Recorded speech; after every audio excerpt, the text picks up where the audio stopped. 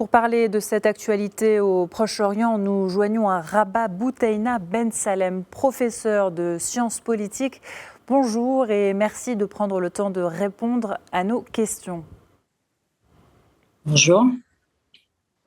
Alors, le secrétaire d'État américain Marco Rubio a eu ce dimanche un entretien avec le Premier ministre israélien Benjamin Netanyahou. La proposition du président américain de prendre le contrôle de la bande de Gaza est en discussion. Est-ce la priorité actuelle des deux pays ? De toute façon, la proposition du président américain de prendre le contrôle de Gaza ou de prendre Gaza n'est pas tout à fait logique ni morale dans un certain sens. Qui va prendre le contrôle de Gaza? C'est ça la question.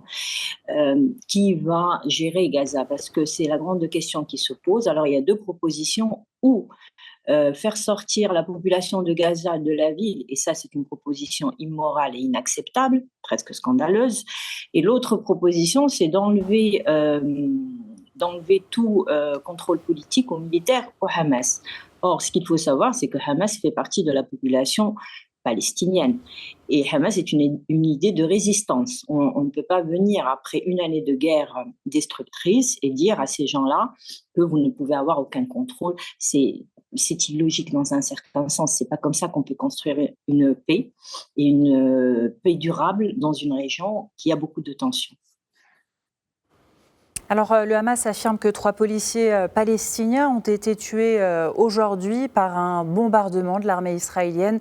Peut-on qualifier cet acte de rupture effective du cessez-le-feu ? Je ne pense pas qu'il y a eu vraiment un cessez-le-feu. Il y a une baisse dans l'intensité des hostilités parce que le feu s'est déplacé vers la Cisjordanie.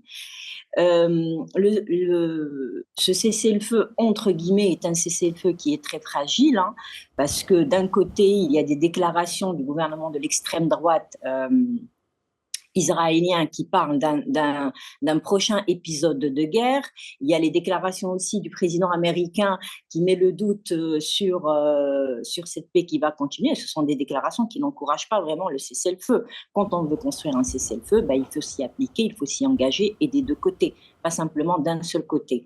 Donc, on est vraiment face à une situation qui est très dangereuse, qui est très volatile, un cessez-le-feu qui est très fragile.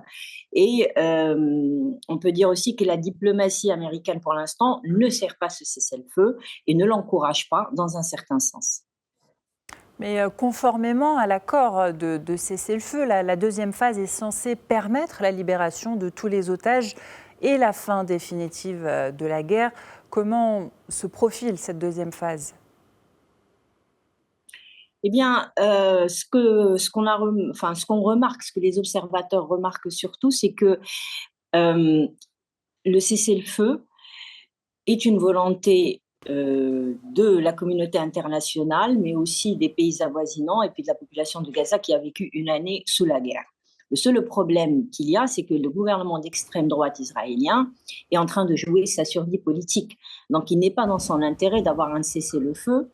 Dans son intérêt, c'est de continuer des hostilités et des tensions qui vont lui permettre de subsister politiquement et puis de continuer, parce qu'il est mis en question aussi. Le plan qu'il y a maintenant, le plan de paix qui est appliqué, c'est un plan qui a existé depuis mai. Mais il n'a pas été, depuis mai, on pouvait faire ça, mais on n'a rien fait. On a préféré continuer la guerre. L'armement que vient de recevoir Israël prouve qu'il y a quand même une idée de continuation dans ce sens-là. Boutaina Ben Salem, le Hamas confirme, lui, son engagement à respecter l'accord de cessez-le-feu en 3 phases. Et selon de hauts responsables égyptiens, sa non-participation à l'administration de Gaza pendant la phase à venir. Qu'en pensez-vous ? Est-ce une situation envisageable ?